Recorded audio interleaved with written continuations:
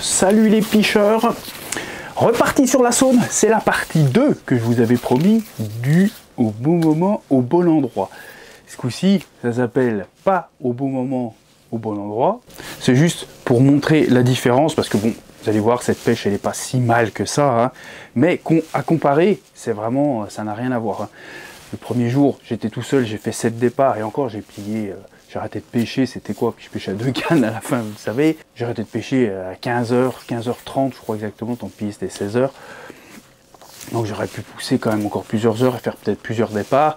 Et si on avait été plusieurs, on aurait fait, je pense, entre 10 et 15 départs, voire peut-être un peu plus, parce que les poissons étaient vraiment euphoriques. Au bon moment, au bon endroit. Et là, donc, on se retrouve le lendemain. J'ai pas pu filmer tout parce qu'il y avait déjà plus de vent, il s'est mis à pleuvoir. Puis bon, avec l'ami David, comme je vous dis bien souvent, quand il y a l'amitié, des fois on oublie un petit peu les caméras. Donc je vous fais le débrief maintenant. Après il y a des images des poissons et tout, il y a quand même eu des poissons. Et je vous parle de ce côté, ce que j'en pense moi, du fameux au bon moment, au bon endroit, du côté un peu compétition et tout ça. Je donne un petit peu mon avis personnel, hein. Et j'en ai profité pour mettre donc ce fameux titre, pas au bon moment, au bon endroit, parce qu'en fait, je vous le dis, on fait que 2 poissons, hein. Donc à comparer de la journée d'avant, tu vois, radicalement, le froid est tombé et tout ça, elles n'ont pas aimé du tout. On s'est déplacé qu'un tout petit peu, j'avais des cannes qui pêchaient même encore sur le spot, et celles-là n'ont produit 0 départ, ça a produit que sur le spot de gauche, hein. On avait amorcé, en plus on avait amorcé donc 2 kilos la veille, hein. Avant de partir, moi j'ai mis 2 kilos de bouillettes, bien éparpillées. Mais pourtant, ça a voulu, ça a sonné quand même 2 fois. Alors, vous allez voir que c'est quand même superbe. C'est une très belle pêche, hein, parce que c'est 2 très beaux poissons. Mais c'est pour faire le comparatif. La veille, on aurait peut-être pu enchaîner une quinzaine de départs en pêchant à 2 sur toute la journée, tu vois. Et là, sur toute la journée, en pêchant à 2, eh ben, on fait 2 poissons. Et le lendemain, d'ailleurs, il y est retourné. Pour la petite anecdote, il a fait peanut. Donc, tu vois, comme quoi, bon moment, bon endroit. Je vais vous parler un petit peu de ça, on va vous montrer les poissons, les pêcheurs, et à la fin je vous ferai une petite conclusion rapide, et puis voilà, hein, tout simplement. Allez, je vous laisse avec les images des poissons déjà pour vous régaler, et puis après, on discute un petit peu. Allez, soulève le bijou là. Voilà. Ah, ça commence bien, 5 minutes de pêche. 5 minutes. Paf 20 kilos, allez on rigole pour. Elle est pas contente. Voilà, super joli poisson, franchement. Nickel. Allez, on va foutre à l'eau là, elle en peut plus, elle en a marre. Ouais.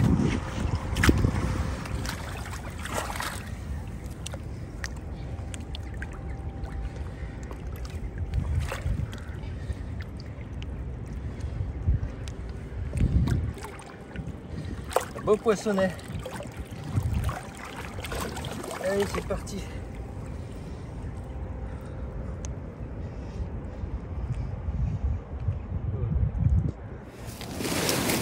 Ah, et ben ce coup-ci, c'est à mon tour.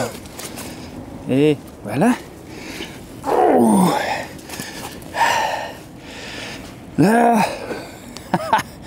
Une belle récompense là. Après que David ait fait son poisson de 20 kilos, commune, et ben moi je fais la miroir. C'est tombé sur moi. Un super poisson. On fait pas 20, mais ça en est très proche quand même. Magnifique. On fait pas beaucoup de touches, parce que c'est déjà 13 h. On aura fait que 2 départs. Mais franchement, bien. Allez. Là. Attends. C'est pas beau ça. Magnifique. Elle est belle la cocotte là. Splendide. Oh yes. Bon allez, on va chercher plus gros. Oui. Parce qu'on est des fous.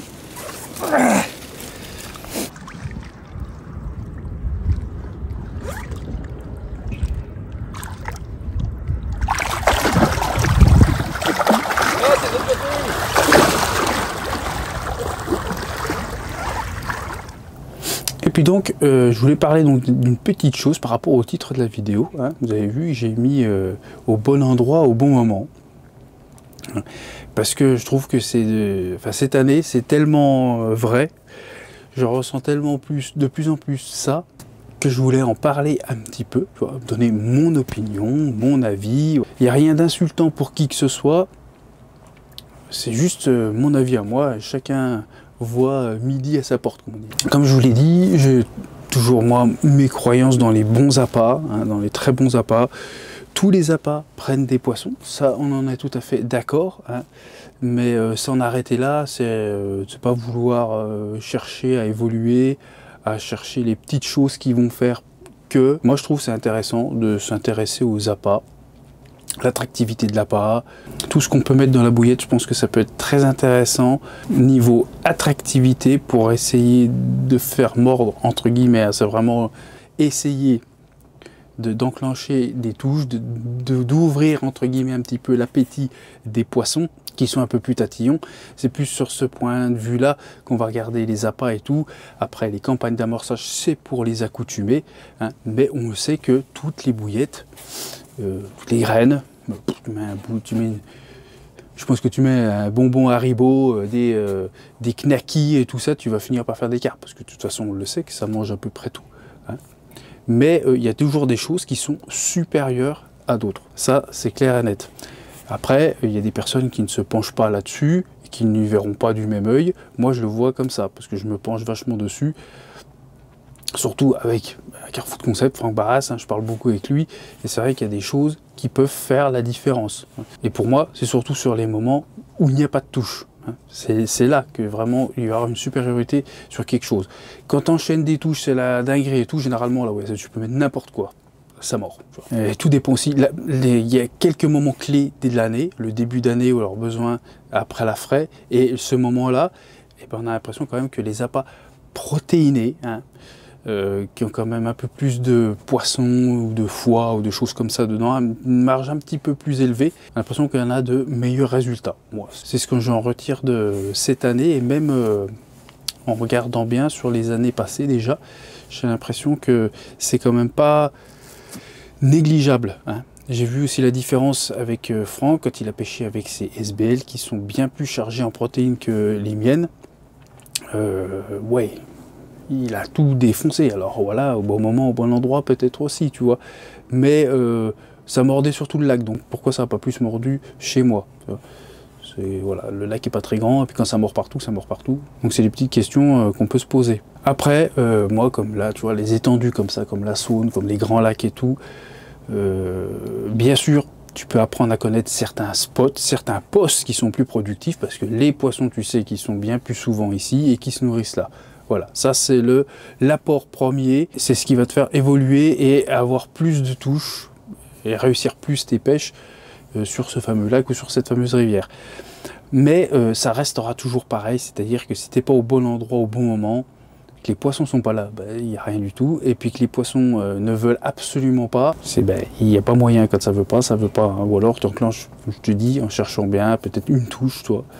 Mais bon, c'est plus complexe. Plus ça va, plus je me dis... on juge trop de oui, lui il est bon pêcheur, lui il est mauvais pêcheur, machin et tout ça. Pour moi, il n'y a pas de bon, il n'y a pas de mauvais pêcheur. Ça reste ça, vraiment. C'est au bon endroit, au bon moment. Après, si tu utilises la bonne technique d'amorçage qui peut aussi t'aider, et que tu connais le lieu, voilà, ça c'est tout des points qui peuvent t'amener à quelque chose. Mais n'importe qui se mettrait à connaître ce fameux lac que tu pêches, utiliserait des appâts pas trop mal et ferait des campagnes d'amorçage ou non, hein, ouais, les mêmes résultats que toi en fait, tu vois. Il y en a, ils galèrent et tout parce qu'ils sont pas aux bons endroits, ou alors ils connaissent pas les lieux, ou ils cherchent pas assez, ou alors ils ont des endroits qui sont très compliqués, qui a moins de poissons. Mais pour moi, il n'y a pas de très bons pêcheurs. Après, bien sûr, il y a toujours un pêcheur qui est plus pointu de ci et de là, tu vois. Mais après, il y a aussi le facteur chance, tu vois.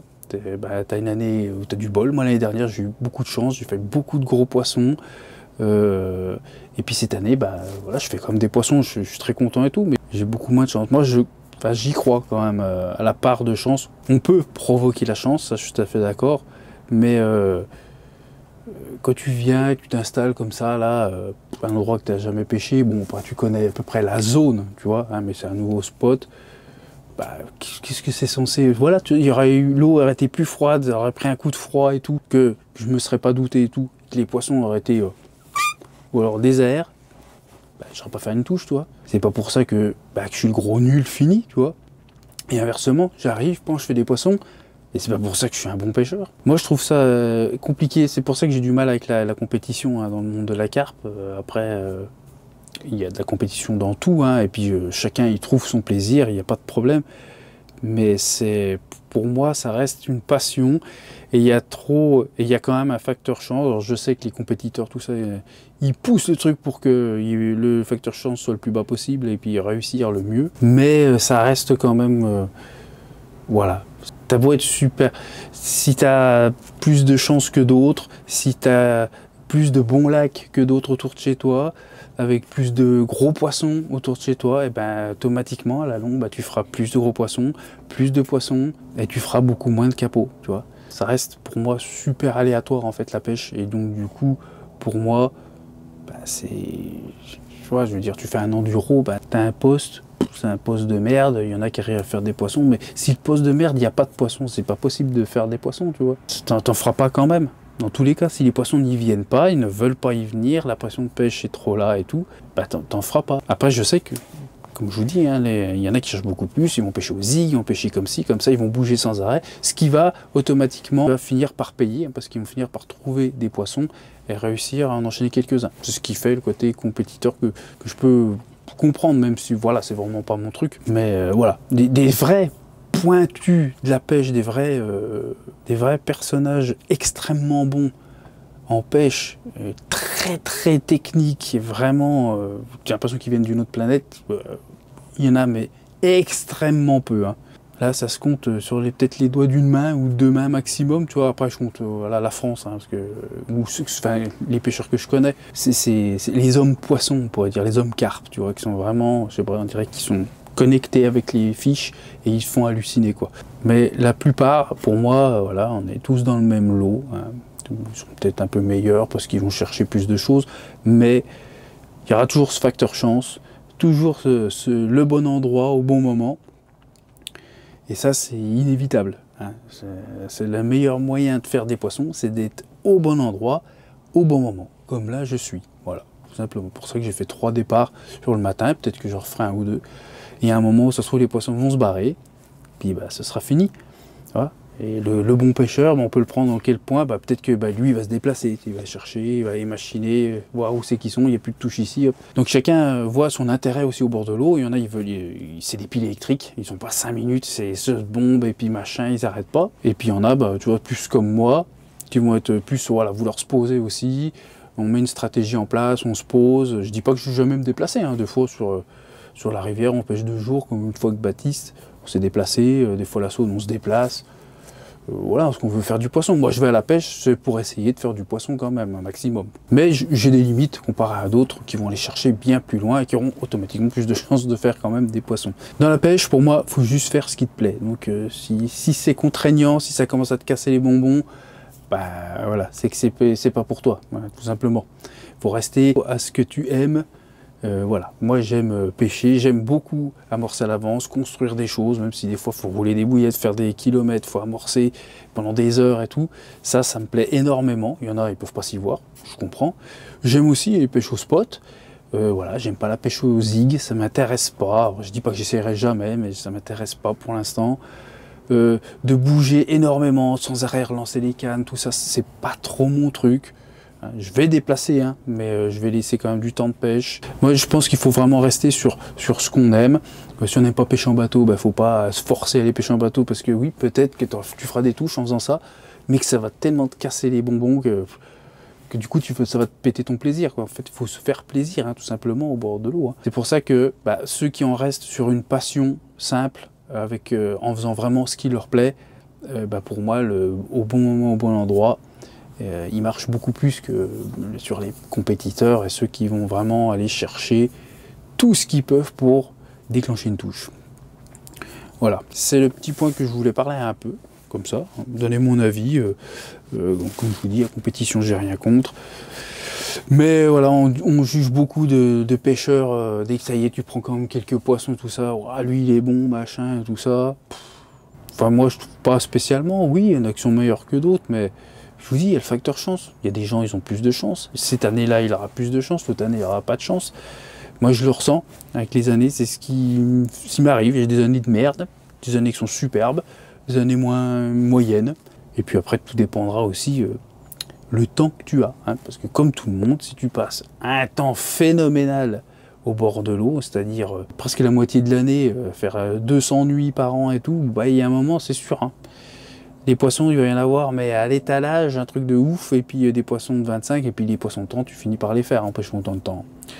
Mais quand tu pêches comme moi, parce qu'il y en a qui trouvent que je pêche beaucoup, mais bah, tu m'excuses, mais je pêche pas trop les week-ends, je pêche beaucoup en pêche rapide, hein, c'est-à-dire une après-midi, un matin, ou une journée.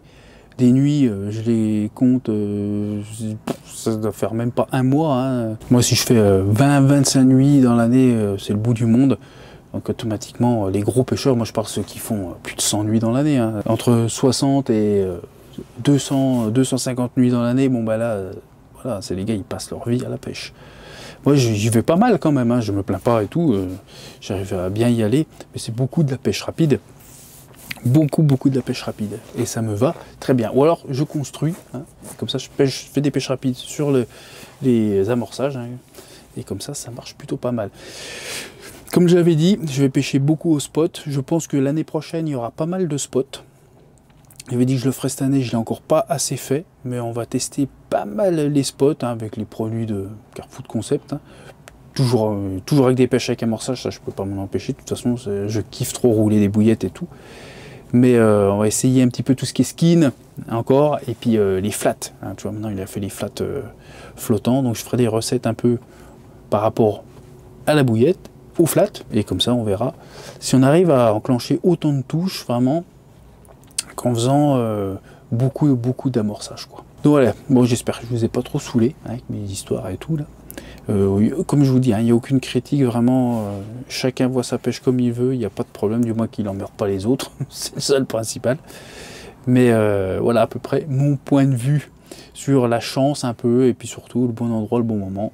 Un petit peu l'élément clé qui fait que vos potes autour de vous, ou vous-même, ou moi-même, déroulons. Voilà. Donc voilà, vous avez vu les beaux poissons, hein, deux magnifiques fiches, pratiquement, bon, une qui faisait 20 et l'autre elle n'était pas loin, derrière non plus. Donc deux super poissons, on a fait notre poisson chacun. C'est parti les deux sur les cannes à David. Quand on pêche avec David, on tourne tout le temps. On marche comme ça sur nos pêches, on pêche pas souvent ensemble, mais quand on pêche ensemble, généralement on prévoit un truc et du coup on fait un départ sur deux. Et vous avez pu voir aussi ce que je pensais un petit peu du au bon moment, au bon endroit. Moi je trouve que c'est de plus en plus ça colle au truc. Ouais, je pense que j'ai à peu près tout dit. Et comme je le dis souvent d'ailleurs, hein, c'est vraiment, il y a un taux de chance dans la pêche. Et plus tu mets des choses, plus tu forces à faire ci, à faire ça, à mettre des tas de choses en place, plus tu réduis un petit peu ce pourcentage de chance. Tu vois. Mais il ne sera jamais à zéro totalement. Hein. De toute façon, le taux de chance, hein, il peut vraiment réduire avec, comme j'ai dit, quelques spécimens, hein, qu'il n'y en a pas énormément. Mais après, pour la plupart des gens lambda, des pêcheurs lambda, on a tous ce facteur chance. Hein. Une bonne année, une mauvaise année. Il y a l'année générale aussi, hein, pour tout le monde. Des fois, il y a des années, c'est compliqué. Et tout dépend un peu les lunes, toutes ces histoires. Là. Et il y a des années où c'est super bon pour tout le monde, mais on a tous, voilà, hein, on a tous nos collègues, nous-mêmes, où on a des passages où ça va enchaîner un truc de fou, même des fois dans l'année. Hein. Tu vas faire un début d'année de ouf, et le reste, une cata ou l'inverse, tu vois.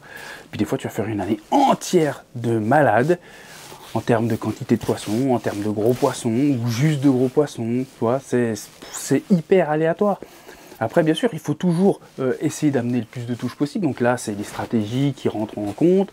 C'est l'observation, pêcher les endroits que tu connais, essayer de savoir où sont les poissons. Toutes ces choses-là, on utilise tous ce facteur-là pour essayer de faire un maximum de poissons. Mais tu as des années où tu as plus de chance et ça va envoyer. et tu as des années où tu as la poisse. Hein. Donc ça, c'est comme ça. C'était juste vraiment le côté, ce que j'en vois des jeunes et tout, qui se disent « Ah, lui, il est trop bon, oh, c'est un pêcheur, c'est un truc de ouf et tout, mais... » Non, mais c'est pas... Moi, j'aime pas, en fait, cette vision dans le monde de la carpe. Tu vois, alors déjà, qu'on a, excusez-moi, hein, mais on a un paquet de débiles hein, dans le monde de la carpe. Quand je dis un paquet de débiles, c'est un paquet de soit de j'ai tout vu, j'ai tout fait, soit le gars, mais c'est une catastrophe. Quoi. Ils connaissent rien, ils font n'importe quoi, tu leur expliques des trucs, c'est encore pire limite. Enfin bref, mais, bah, ça c'est des extrémités, hein, bien sûr. Hein, dans le milieu, il y a un gros paquet de personnes lambda, hein, comme je dis. Hein. Mais on est bien garni. Hein. Le sapin est bien garni, comme il y a un bon paquet de boules et de guirlandes. Tu vois. Bien sûr qu'on a tous, hein, moi c'est Léon qui m'a beaucoup inspiré tout ça, mais j'aime beaucoup ce que fait Léon, je lis ses livres, je kiffe sa manière de pêcher, sa manière de parler, tout ça. C'est le personnage entier qui m'intéresse. Comme eux, David, tout ça, c'était Rod Hutchinson, principalement. Voilà, nous on a chacun nos générations. Je comprends qu'il y a des gens qui apprécient une certaine personne plus qu'une autre. Hein. Mais c'est pas pour ça que on est meilleur que si ou que ça. Hein. Si je parle de mon cas, t'as des personnes qui peuvent pas me blairer, qui vont dire que je suis un gros nul, une grosse merde, ce que je fais c'est de la merde. Tu vois, ça y en aura toujours pour tout le monde.